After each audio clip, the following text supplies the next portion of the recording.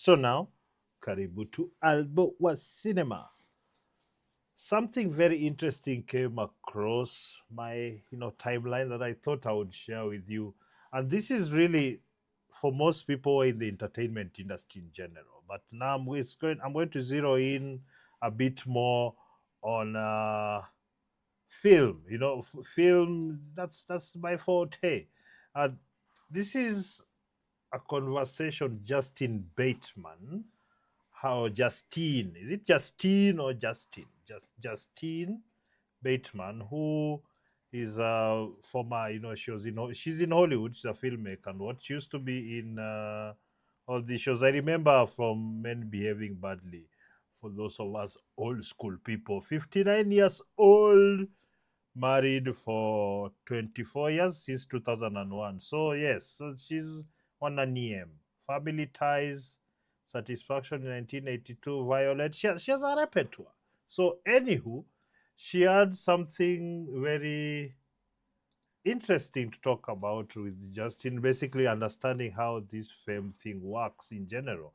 Although some of us do think we know, I have my own comment as to why it's important, and because it's kind of one of those things you can't run away from if you're in the entertainment industry. It's part of the package, so to speak. But yeah, let's listen in. Then I'll give my comment. Kamakawa, find a subscription. Road to 10,000. You've gone through a whole arc with fame, right? You were famous very young. Well, I've heard you talk about this without expecting or seeking. Yeah. And then you've over time lost much of the fame, some of the fame that Fame you had. moved on. Right. Because it's not something that you can lose. It's something that hovers over you for a while and then moves on. You have no control of it. Right. Yeah. I do think though that most of the, like, a lot of people have become really famous like for a long time, 5-10 years, or they've had something extremely popular happen, or some art, music, or a movie, or a role. They hold on to it for a very long time. I think for most of them their entire lives. I think it's not as much as when you're at your peak, but kind of, hey, you remember that guy, you remember the musician, the what. It is what it is. The Dr. Dre's have been there for 30 years. They're still there, and I don't think they'll go away because they're still active participants in the industry. So I do think it does carry on. We do have our obsession with fame and fortune. So there's that. And I've always been fascinated by there's a clip of Bill Murray saying this, and there's a clip of Ben Affleck saying the exact same thing to the point where it actually feels like plagiarism. But Bill Murray says, whenever I meet a young person. Please excuse me. There's a lot of environmental noise. Things are going on. Children, neighbors, and whatnot. But so must continue. Person that says, I want to be rich and famous, I tell them, try being rich and see if that doesn't get you what you want before the fame. This is the thing. It's a bit less practical in the entertainment industry because often the artist is the product, part of the product, not just the music or the movie. They themselves are seen as part of that product. So you kind of have to be seen. So the less visibility you have most of the time, you don't do so good. So it's not really practical. It's just really how do you handle when you have it, because it's a very different life. I don't know how it is. I'm just extrapolating from what I see how famous people behave, and what famous people have told me, the ones I've met. Even at our little local scene here, Kenya and whatnot. People, because most of them are just normal people where these things happen to. So it's how it changes them, the expectations and things like that. Right. And the lesson there is that having money, actually can allow you to, if your values are good, it can allow you to just get more of what you want in life, and you can spread the wealth among your family and friends. You can do all kinds of things that people without money would struggle to do. Mm-hmm. But having fame is a much more of a double-edged sword than having money. I think that's what he was getting at. What do you think of all that? I think when people say they want fame, they want love. Mm-hmm. They just want love. Because they're looking at fame is like this ephemeral idea, right? But so I don't know that they're saying they want fame. They want what they think they see other people enjoying. They want. I'm obsessed with trying to find my next creative idea, and sometimes all you've got to do is go out and shoot. But when you've shot an idea with potential, you need that extra something to take it to the next level. They look at, I don't know, Beyonce. She came up, Beyonce or Bill Murray or Tom Cruise. Whoever. I believe, let's be honest about it, most people want the fame for the money, really, most of the time. There's something that comes with the being fame, being known, being adored and whatnot. Although some people even negative attention they're fine with. And that's where this I think applies more. People who seek fame for any reason, embarambamba design, just throw yourself everywhere, roll in mud, behave like a madman. So I just think that they are looking for that kind of attention because they don't have it in real, or most of the time, in my opinion, because it makes money. And they don't really know any better. They don't know how to stand out. Because sometimes you're in a field where people are extremely talented, people are really good, and they've already garnered the following. So when you come out, it's kind of the yardstick is them. So unless you're either at their level or better than them, it gets difficult. So people tend to do gimmicks. That's the way it is. Mary Tyler Moore. I don't know why all these odd names are coming to my head. And they assume what their life is. They assume that all the doors open for them. They assume that there's always a table for them at the restaurant. More of that happens for sure. Yeah, more you get access to more opportunities, not all. I think for a lot of famous people get really self-absorbed when they are denied, say, access to a place or someone or what, they get really worked up because they think now since they're famous, there are people around them, or at least the people they've met, they've really blown that up for them. They think now access is lasma. Then now they get into that narcissism and that, how do we say, the self-absorbed behavior. You think you're a little god, Although sometimes, people do treat these celebs like little gods.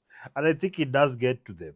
The difference about the successful ones and the ones who fail is people who understand that they're not really that. It's really most of the time an accident on top of all the work. Because many people work hard, but you also have to have that extra talent. So you're born with it. Plus something else happens. These people sees you, some other person who has access sees you. A lot of things work in concert for that to happen. But it's easier when you are extremely talented and you work hard and produce more. Anyway, I was ranting a bit. Assume that they're just given opportunities to do their creative work all the time. You notice like nobody says like, oh, I want to be famous like Barack Obama is famous, or like it's always somebody who's doing something, or maybe sports too. Sure. Mm-hmm. It's for the things that look entertaining, but also I don't think people would mind politicians because they've seen how much money politicians are making, how famous they get. So it serves, in my opinion, it serves the same purpose. So it's access to more resources, better, high quality, richer networks. Can go to Miami, Disney, can travel. I mean, it is what it is. So it's just facing it. But the thing is, like the Hollywood dream was such a potent dream for so many people. It created a culture that has swarmed the world, and we swallowed it because it was so attractive.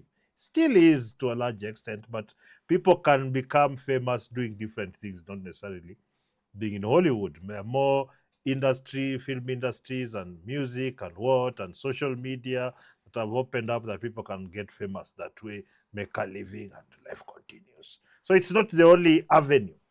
Even a lot of actors these days, they become social media popular, and that drives kind of the roles they get. So it is what it is, man. Rich. They're doing something that seems fun too, right? Yes. So they're like, oh, they always get to do something fun every day. They always have these opportunities to do all this fun stuff, as for a living. They get to, I say like the restaurants, they get to hang out with other people who are dynamic and fun, and everybody just gives them money and they can do no wrong. Yes. And really, And you've seen that with Hollywood actors and actresses when they're talking about social issues. It's like we are the ones. As we've been imbued with the talent and fame to tell you plebs what to do. So you see, there's a lot of that virtue signaling. She gets it, but it's not totally uncalled for because of just how much worship there is of these celebs, of those roles, when people get to that, because also it comes with, I can also, if I follow what this person did, or if they noticed me, I could get to that point. There's always those motivations. Senior, we all know this, I say this in the book, it's something like being a toddler, right? Yeah. Provided you had a mommy and daddy who liked you. Yeah. Mommy and daddy are always applauding everything you're doing. You fed yourself or you dressed yourself. Applause. You're given opportunity after opportunity to prove this genius you have to do these simple things. Yeah. They'll take any scribble you've done on a piece of paper and put it on the fridge, and everything's taken care of for you. You have a place to live. They buy you food, they buy you clothes. And you see, that environment was created because economically they're extremely valuable. Just hold on. Right. They buy you food, they buy you clothes, and right. And that for a lot of people is love. So if you say just money, I would push back a little bit on that, because it's obviously not just money, but that's one of the most important things. Yeah. And you can see in a lot of the behavior, a lot of the very, very, very wealthy people, for some people this isn't true because they're not looking for this love, but you can tell the ones that are looking for that love, that appreciate the virtue signalers, the one who say, let's fight for Israel, let's fight for Palestine, let's fight for gays, let's fight for short people, let's fight for fat people, let's fight for black people. And it's always just words, Anyway. Appreciation, admiration, people looking at them, those stars in their eyes. Some of the very wealthy people exhibit this desire too, because they're wanting. It's not, money doesn't always solve that. What's going to solve that is, I think, you got to get a spiritual life. Do you remember during the COVID period, there was a lot of that?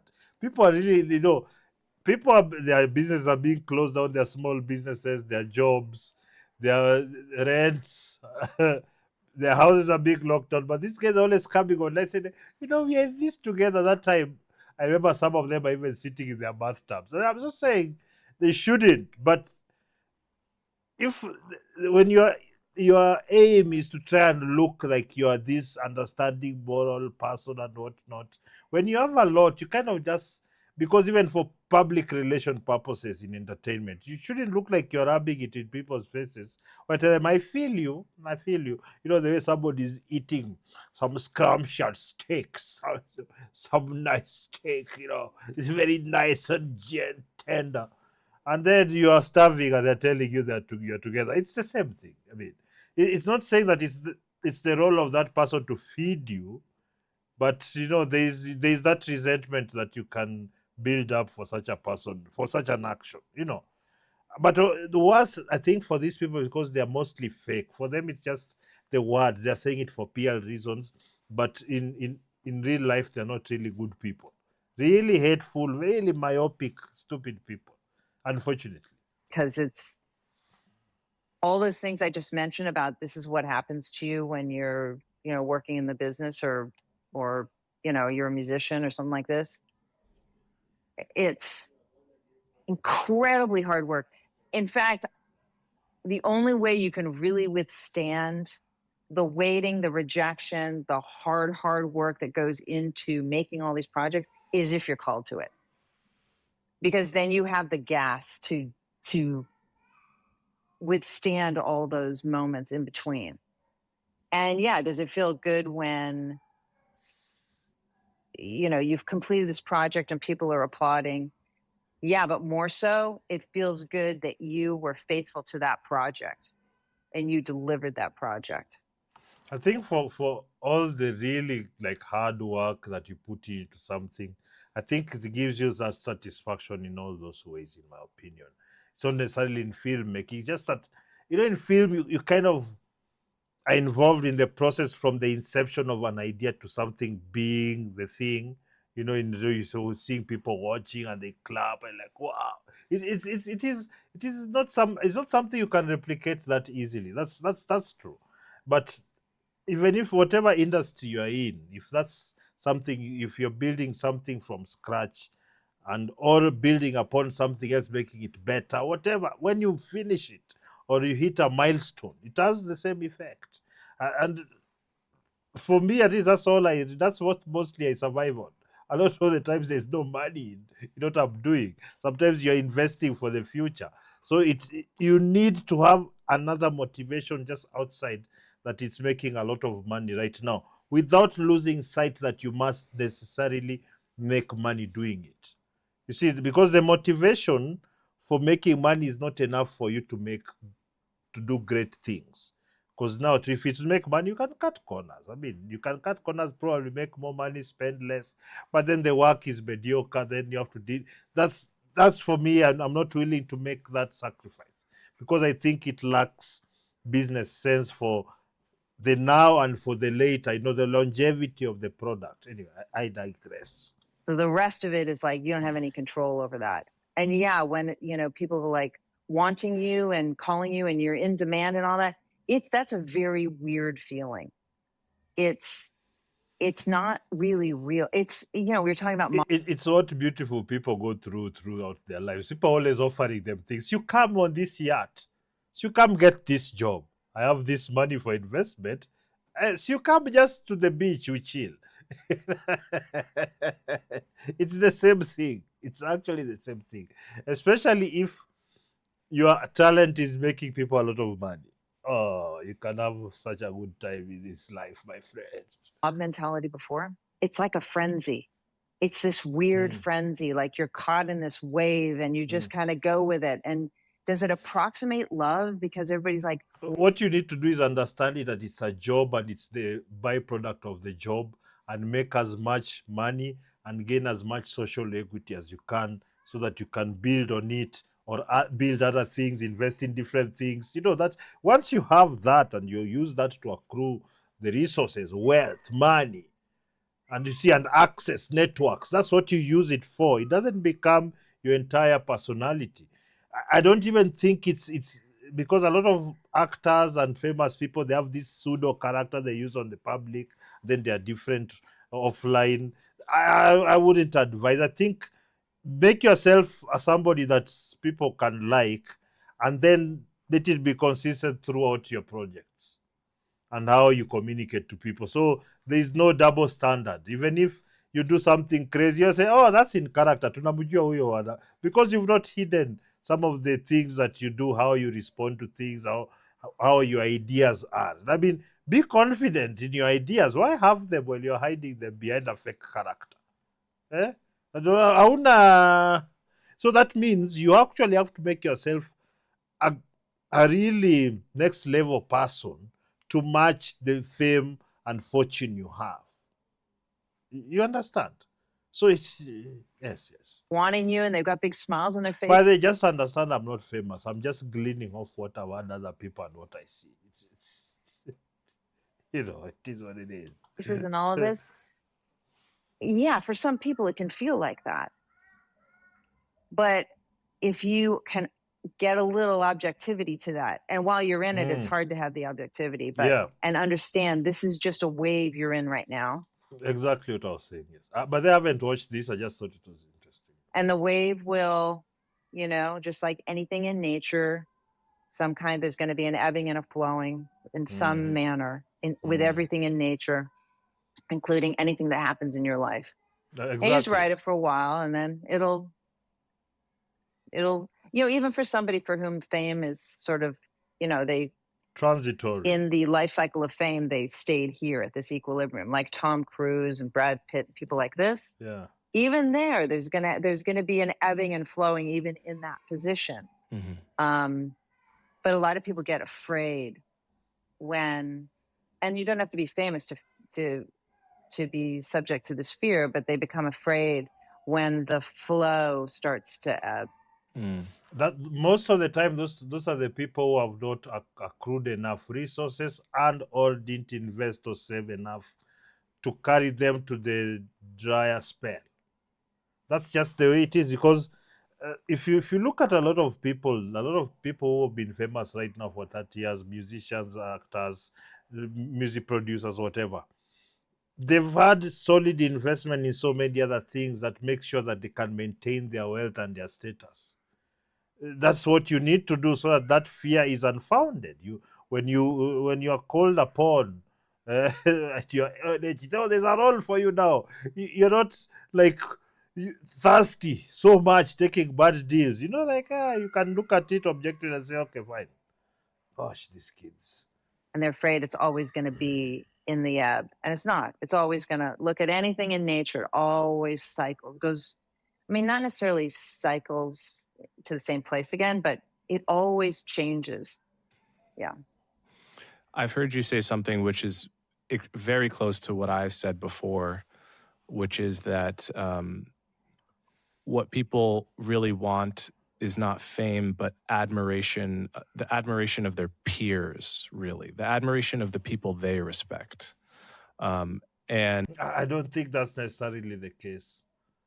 I mean, that's idealistic of it. No, the people want fame from anyone who can give them the clout they need. Sometimes these people who they don't care about. Most of the people who give people fame, they don't care. They don't even know them. So that's a bit idealistic. But anyway, let's continue. Often I've thought that, I mean, you could want people who do the same things that you do to respect you more, because you have that competition thing going on, which should translate to you getting bigger or better opportunities, because in the end, that's what it is. But there is an underlying reason why you want that.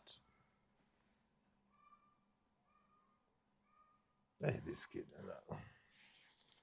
Anywho. So let's continue. Through my podcast and everything I've done, I've had, especially after moments where I've gone on primetime TV and briefly gone viral, I've had that experience of 3 people coming up to me on the streets of New York in one day. And then and usually it's because they're fans of mine and they're very polite and it's a super positive interaction. There have been some very negative ones as well, including a couple scary ones here and there. But mostly my career has been as a person with a mid-sized podcast, which means once a month, one of my fans spots me in public and it's just a super positive interaction. And I always know that I'm not actually being recognized. So I'm basically a normal person that's experienced. But if you're a YouTuber who does really highly entertaining stuff, you'll be recognized. They call I Show Speed or one of those, these youths, these gamers, they're very popular. And they show up somewhere, it's crazy. Small bouts of low-level fame, nothing akin to, I think, being on a sitcom or a movie star in any way. But it's always struck me that really what feels a lot better than being recognized on the street is having the admiration of people I admire, right? It's the ability to send a message to a podcaster or a writer that I like and get a response and begin that relationship, having that level. I'm sure that's important. I just think it's just one small facet of it. I think we want more. And when you get to a certain position, there's just more. It's just there. It's for you to take in. It is what it is. Not the compounding interest of the more you get. of clout is way it feels way more gratifying than being recognized at Starbucks. Yeah, and that I think is a healthy position to take. It's like their taste because you know their work, Right. and if you are part of what they like, then that means something. I've always felt that way about awards. Like I never want to be nominated for or get like an Oscar or any of these awards that are for films or critics awards or anything because I'm not I'm not entirely clear on who the taste of the voters. I mean, I don't mean No, it used to be a lot more meritocratic until all the nonsense came in. And so the reason she's speaking like this primarily is because those awards have lost their stature. They've lost their class, So because there's a lot of nonsense they inserted in that necessarily don't mean this is the best that you've seen here. It's just this person is here because they're this. That is nothing to do with their work, mostly to do with their identity. So that kind of removed the shine from these awards. They're not as important. I guess if you're a small creator or you're coming up, these awards are important because they're a way of marketing you and putting your name out there. They're important, but after a certain level, it's kind of like whatever, because they don't have as much clout as even an individual. These days, somebody online has more clout than all these awards combined. More views, more reach, more reactions, more everything. So it becomes kind of redundant because the money, the advertisers come directly to you because they want to deal with you and your page and your reach. So that's how it's changed for many of these, and also a lot of these famous people, actors. They have their pages where they do that thing, so it can give you a turbo boost to to fame online as it is. But of course, there are many who've come online who are famous, who became infamous by ostracizing their fans. Then they try to move online, that it doesn't work because people can be vindictive if you're full of nonsense. People can be tell you we are not watching, and they don't watch. Even hate watching nothing. that in a I don't mean that to sound like I'm putting those people down at all, but rather if I were given an award by 5 filmmakers, they have a small committee. There's 5 filmmakers whose work I really admire. But that's what a lot of the film awards used to be or supposed to be. It is your peers, and then because you give I would say you give your peers 50%, you give fan base 50%. Whoever wins, that's how it's supposed to be. Leave all this all professional critics of that. We all critics. I am a critic. I have reviews, but I go subscribe and watch some more. I mean, that industry we can all take it because because personally I operate in the film industry, so I know what we call what or at least in my opinion, including the professional experience and just liking movies. I can say if it's a good movie or not. I don't need some classroom to teach me that one. If Okay? they think my work is good, like that feels nice because like, well, that's nice company to keep. But the rest of it is, but for a lot of people, For me, it is fans. If I release a movie and fans respond like, "Hey, that's movie," that's the pinnacle. The truth is, if my peers don't approve of my work but the fans do, my peers' opinion becomes redundant and I don't care for it. Because in the end, now I can reach directly the fans or customers, whatever you want to call them. Can talk, yeah, do you like it or not? So often, because in the end, what are you doing it for? I don't do it for my peers. I do it for the viewer of movies or customers or fans of such things. That's why I do it. And you see, a lot of people want to create these little classes of theirs. I don't have it. For me, that's the only opinion that really matters, that trumps all other opinions. The person who puts money in my pocket as the fan, who's usually the same person. You get? And this is something social media has done. We've quantified value instead of qualifying it. So they do just No, it sounds nice, but it's not necessarily true. look at the numbers like, oh, so and so has 100 million followers. Oh, they must be this, that. It's like, no, they're actually not very good at all at what they do. But they More often than not, they are good at what they do. The online space is one of the most democratic spaces. And you see, for her, she grew up in that rarefied air of Hollywood. She chosen ones. So this is a bit disconcerting for them because they think that fame and what's just for them. No. A lot of the people online are really good at what they do, and that's why they are famous. Most of them earned each subscriber one after the other until they got where they were. And maybe sometimes that these Hollywood people should maybe you should listen to these people having a better reaction from their fans and followers than they get having of you.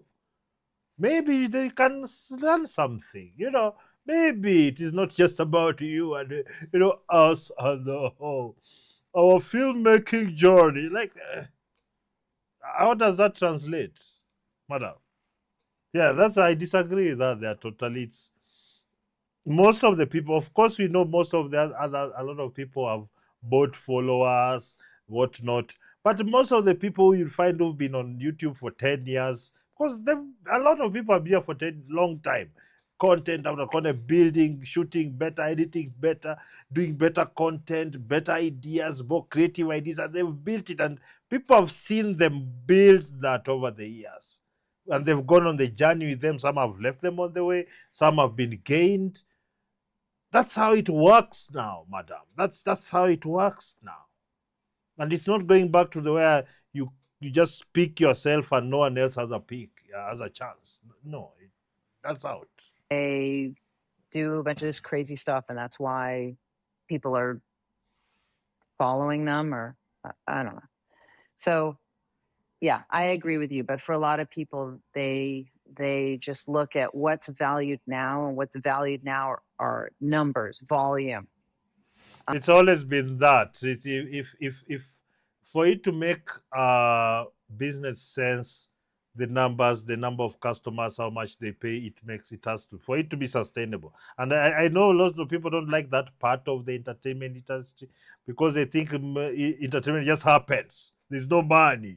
You just do good vibes. There's nothing, my friend. It's a very involved business that has many tentacles that if you play them well, you can really live a very good life. Otherwise, I don't know what you guys think about this reaction, and what do you think of my ideas about what they've said? I'm going to put up the full video for where I got this clip from, and I think she was talking about generally about how Hollywood has fallen. So I'm going to find that. So she has spoke about many things. So I'm going to find that video and put it down in the link. I put down there. I put the link, and then before you go to that link, you'll subscribe to the channel up there. You can leave a like, you can leave a comment. Tuendelee na maisha ama vipi? Until next time.